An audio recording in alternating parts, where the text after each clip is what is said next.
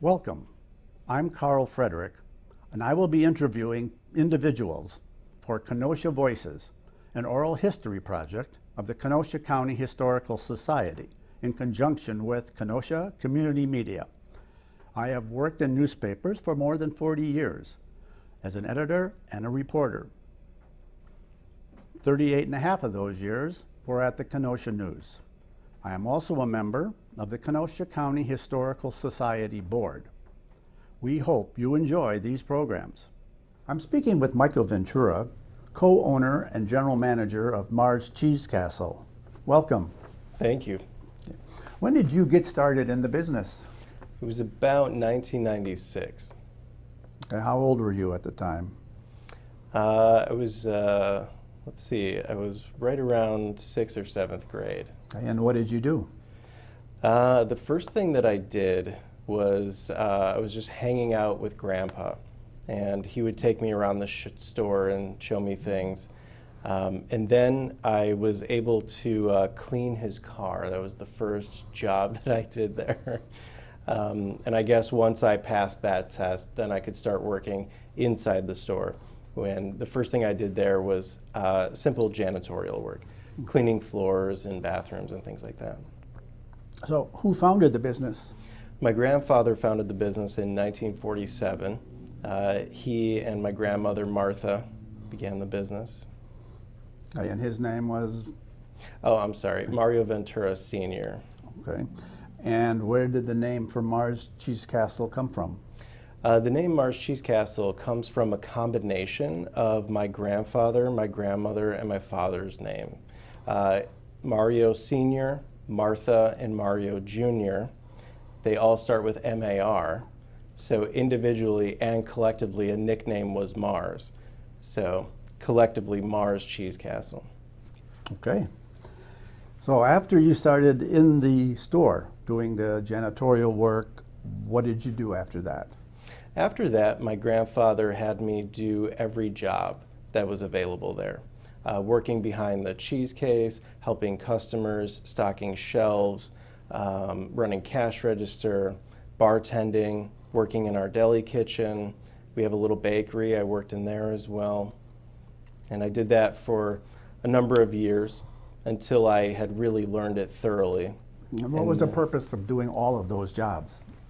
I believe the purpose of it was to thoroughly know the store in high detail, to know our products, to know our customers, to know our operations, so that when I would inevitably step up to running the store, I could do so with some authority.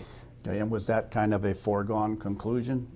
My grandfather, I believe, he groomed me to follow in his footsteps, to be a business owner. He wanted to give me a real-world education in running a business. Okay. After you had learned all of the jobs throughout the store, what was your next level of experience? After I had learned everything, I stepped up to being a manager, so overseeing personnel, opening the store, having a set of keys, being responsible for that, transporting the money from the cash registers back to the office, taking it to the bank, those kind of a thing.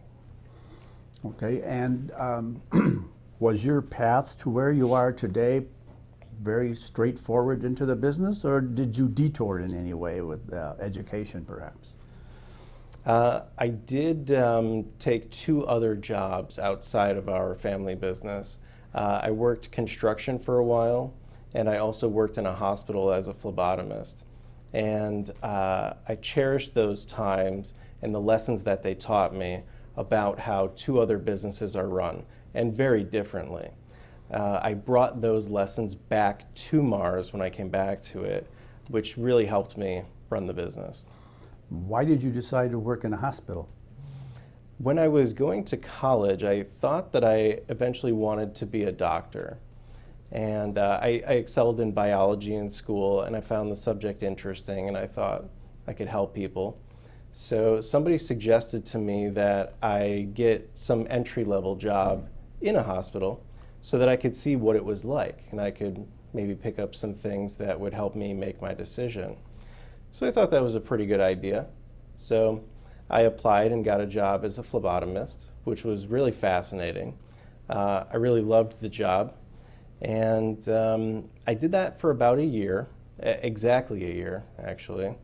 And then I decided that even though the profession is noble, and I have immense respect for it, it is a particular environment that is not always happy. In fact, it's often very serious and sad. And it takes a special person to be in that environment every day of their working life. I decided that that wasn't for me. I found that I missed being at our family business where people were happy. I saw smiles all day long. We had the opportunity to create those smiles, to have this great experience of sharing food and all the different flavors of cheese and the wonderful sandwiches that we make in our deli kitchen brings people smiles. And I wanted to be back in that environment. Okay. And today you are general manager. That's right. What does that entail? Basically, to keep the Mars mission going. Everything within the business and our connections to the outside world, I have to oversee and make decisions on. This is a day-to-day operational overseer role? Exactly. Okay. Day-to-day operations. Okay. And what is the Mars Cheese Castle mission? The mission is to be an ambassador for Wisconsin and the dairy industry, in that we are very close to the Illinois border. So we are often the first representation that travelers see when they come into the state for the dairy industry. And we want to make sure that we are a bastion of customer service. And have you been successful in continuing that mission? I believe so. We've got a lot of loyal customers, and we get new customers every day. We get a lot of positive feedback, so I believe we're doing our job. Okay. You also serve as a human resources director? It's one of the many hats that I wear, yes. Okay. And what do you do as HR director? I bring people into the company to work, and then I make sure that their working experience is as positive as it can be, that they're having a rewarding time while working, and often that they're learning something, because we often get people who are coming in for their first job. So that's quite a privilege to be able to be the first employer for people. And who are those employees that you bring in to the company? Our employees come from about a 3 to 5 mile radius of the store, mostly. And they could be anywhere from a teenager who's getting their first job all the way through to a senior citizen who's looking for just part-time work to stay active. And how many employees do you have? Right now we have 97 employees. And how many of those are full-time? About a third are full-time. Okay.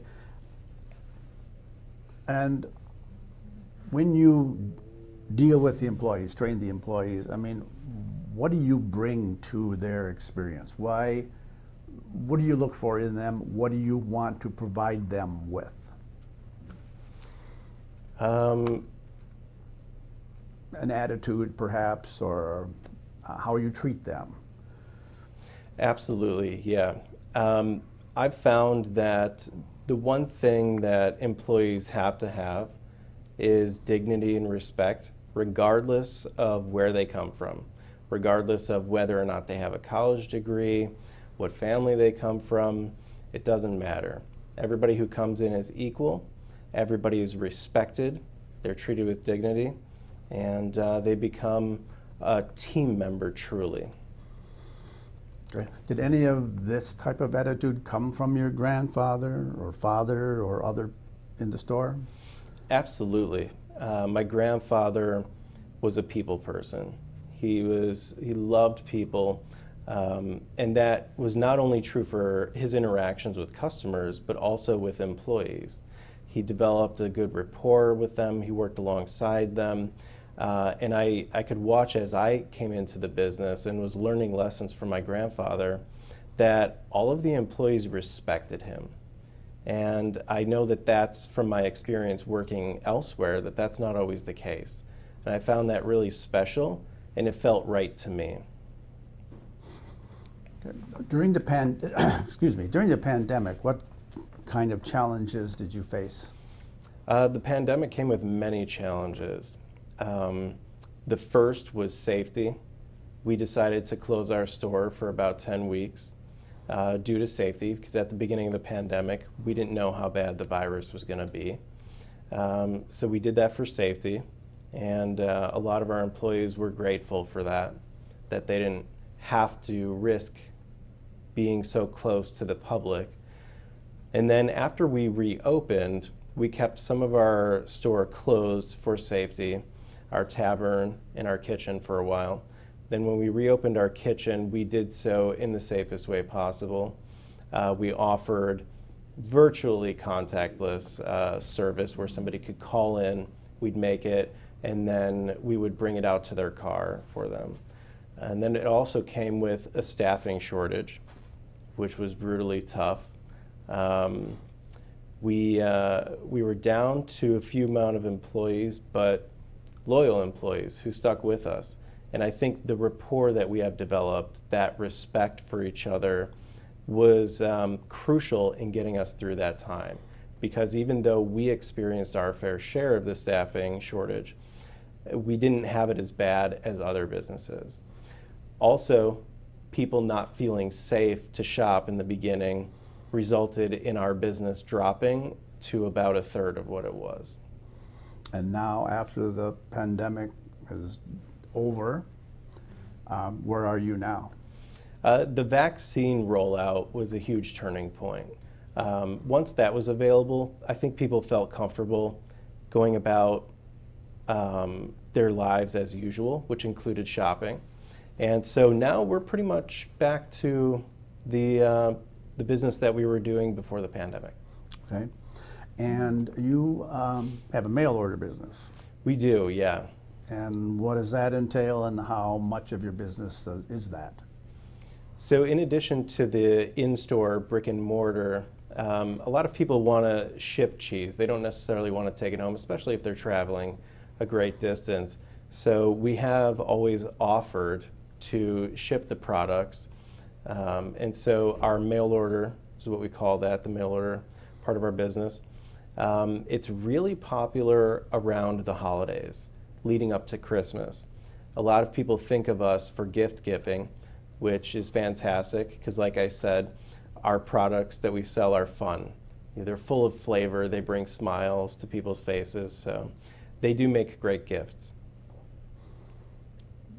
Okay, and so where does the main income come from today? I mean, mail order is a percentage. How much?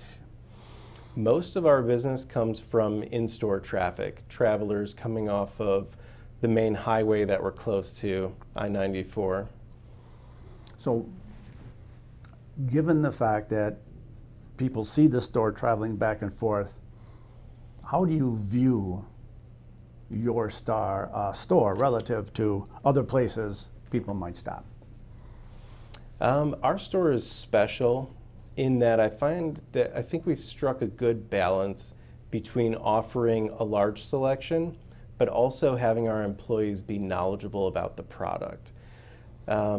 Oftentimes customers will come in and ask if they can see where cheese is made, and there are great cheesemakers in Wisconsin, but it does take some time to drive to them. Somebody could dedicate several hours of a day or even a couple of days. So I think one of the things that is so great about our store is we bring these products to a location that a customer can easily stop off the highway and have access to all these different cheesemakers' products, as well as we have thousands of products beyond cheese. So who is your customer? Our customers are mainly travelers along I-94, the interstate highway. We do have some customers who come from Kenosha, where we're located. And as I was growing up, my grandfather had in our store a sign-in book, a large sign-in book on a table as soon as people came in if they wanted to have a catalog sent to them. And occasionally we would look through and see every state in the US represented. And I found that amazing, as well as people's names and addresses from other countries. So that really taught me who's coming to Mara's Cheese Castle and just how many people from around the country and elsewhere are traveling this highway section. So how dependent are you on travelers for your business? We are heavily dependent on it. The weather is actually a big factor as to whether or not we'll have business. If it's poor weather and people don't want to drive, they don't want to travel, we don't see much business. If it's great, the weather's nice, and especially if there are activities in Milwaukee or Chicago, we see a lot of traveling, then we have good business. Okay. Are there any technological changes that have affected your business? Absolutely. Technology is a big part of our business. Cash registers, they have evolved over the years. They went from being completely mechanical to electronic to computerized, as well as inventory management. Back when we were a small store and we didn't have as many products, when I first started, we could just count everything with pen and paper. But now that we have thousands of products, and especially with some that need to be refrigerated, there's some perishability there, we do have to monitor when things are coming in, when to pull them, that kind of a thing. So inventory management is a big part of our software needs. Okay. So how big is the store today? We are at 40,000 square feet. And what was it when you first started? Maybe a little less than half of that. So you've grown in space by double. Yes, at least, more so. Okay. You mentioned cheese before and the different flavors and all that. Do you have a special relationship yourself with cheese, being co-owner of a cheese shop? Yeah, it's kind of funny. When I was a kid, I remember my mom stocking our fridge with Kraft singles, believe it or not. And she probably thought that, you know, a child, simple tastes, you know, why have gourmet cheeses? And it wasn't really my favorite food. Then when I started working at our family business, I was blown away at all the different kinds of cheese and the flavors that can be cultivated through the cheese making process. And I was a fan right away. And it's great because people ask me what's my favorite cheese, and I get the luxury of choosing a different one anytime I want. Okay. Do you have any stories about your grandfather and operating the business that you recall? Yeah, I've got a lot of memories of my grandfather taking me under his wing, showing me around. As I'd be working, occasionally he would come over and he'd call me over to him, and he would teach me something about the business, mostly about customer service. That was huge for him. How to be friendly with people, how to talk to people, how to ascertain their needs for why they're coming in today. A lot of those lessons, yeah. Well, how did he get started with cheese? Your grandfather was a cheesemaker? No? No, my grandfather was in the Navy, and he was a butcher. He was a cook in the Navy, then became a butcher, and then he got into the cheese business. There's a cheese company in Wisconsin called Widmer's, and Joe Widmer Jr., I believe, has come into our store and talked with me on a few occasions. And one story he told me was that when my grandfather was starting out, he would go throughout Wisconsin to the various cheesemakers to try and get product to bring to the store. And one of the places he went was Widmer's Cheese. I guess one of the first places that he went. And as the story goes, he didn't have enough money to buy the large quantity of cheese that he needed, so he asked if he could have it, then sell it, then pay for it. I guess Joe Widmer Sr. said no, but my grandfather kept coming back and having conversation and building rapport, and I guess they eventually liked him so much that they said, sure, you can do that. And it was successful, it worked, just like my grandfather said, and we still sell the cheese to this day. Okay. And going back to you liking cheese and your favorite, you say, every day I can choose a different one. But really, what is your favorite cheese? I'd say right now, my favorite cheese is called Blueberry Fair, which is a beautiful English Stilton that's very delicate and flaky. And they put real pieces of blueberry in it, as well as some blueberry juice. And it adds a sweetness and an interestingness to this cheese. It's more of a dessert style cheese. And have you dived into cheese on a side basis, or any other reasons for you to be really involved with cheese? There is a title that somebody in the cheese business can have, which is a cheesemonger. That's kind of like a sommelier for cheese. And I find that quite interesting. If to have this title, you have to know about the processes of how cheese is made, how the farming of it, taking the milk from the various animals to turn into cheese, as well as the chemistry, the aging process, then the retail aspect of it, as well as pairings. I have been to a cheesemonger competition, which is really fascinating. We've had a couple of our employees compete in such a competition. We were very proud of how they did, and that's really fascinating. I love the technical side of it. So you are a cheesemonger? I don't think, out of respect for the title, I don't think I could call myself a cheesemonger. It's really interesting how many details there are to learn about cheese and the cheese-making process. A shocking number of details about it.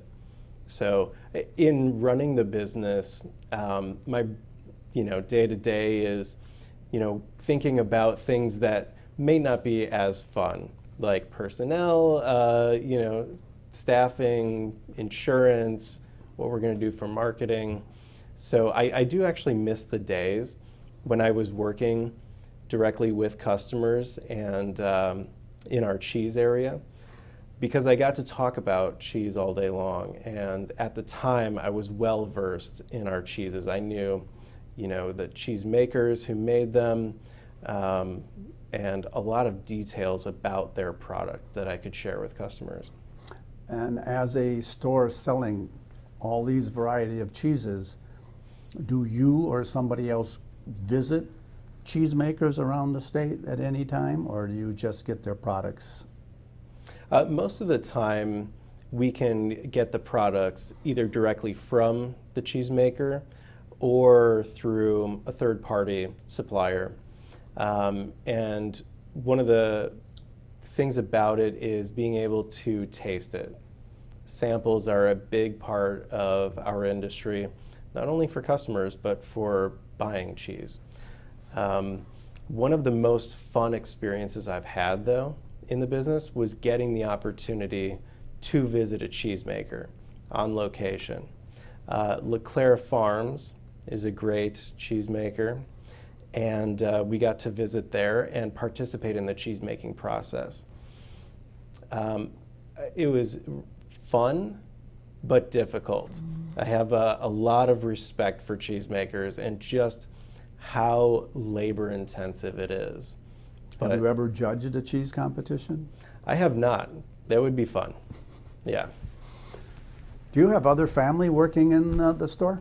absolutely. So in addition to my grandfather and grandmother who started it, they had a couple of children, my father, Mario Jr., and my aunt, Angela Wermeister, and Angela's husband, Phil Wermeister, my uncle.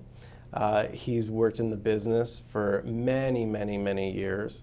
So my grandfather, my father, and my uncle were mentors to me and helped me along this journey and taught me many things.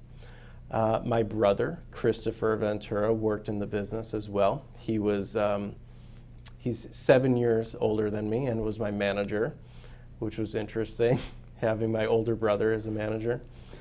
Also, Phil and Angela's son, Tyson, my cousin, and their daughter, Natalie, my other cousin, have both worked in the business. And Tyson has 3 children as well who have worked in the business. So every family member. Are some of them still there? Yes, the family members have worked on and off here and there. Tyson and myself, I think, have, for our generation, worked the longest there. And my cousin Natalie has been a few years into the business. She worked when we were younger. We all kind of started at a young age working in the business, learning lessons from our grandfather. And then sometimes we would go off and have, other jobs. So Natalie has returned in the past, I think, 5 or 6 years and is helping me run the business. Okay. What is your favorite part of the job, or the best part? The best part by far is seeing happy customers, being able to share in the human experience with people that results in happiness, smiles. That's hugely rewarding for me. Are you on the floor a lot? A lot of my time and attention is in running the business and talking to people. So I don't get to be on the sales floor as much as I would love to. During the pandemic was kind of interesting because due to the staffing shortage, I had to go back and work full shifts in our deli kitchen. And I found it hugely rewarding. It was far more fun than the typical job that I have to do. It was so great being elbow to elbow with employees every day. It was just like the good old days when I was on the sales floor every single day. Who buys the cheese that you sell? So my uncle, my grandfather started, then my uncle Phil, then his son Tyson did it for many, many, many years. And they brought on a couple of employees to help them with that, now that our volume is so high. So yeah, right now, we've got a couple of employees who are doing it faithfully and beautifully. Christopher Metry and Julie Kossup are our main cheese buyers right now, and they do a fantastic job. Do you only sell Wisconsin cheese? Wisconsin cheese is our biggest segment, but we sell cheeses from other states as well as other countries. Thank you for joining me today and sharing your insights. Thank you very much.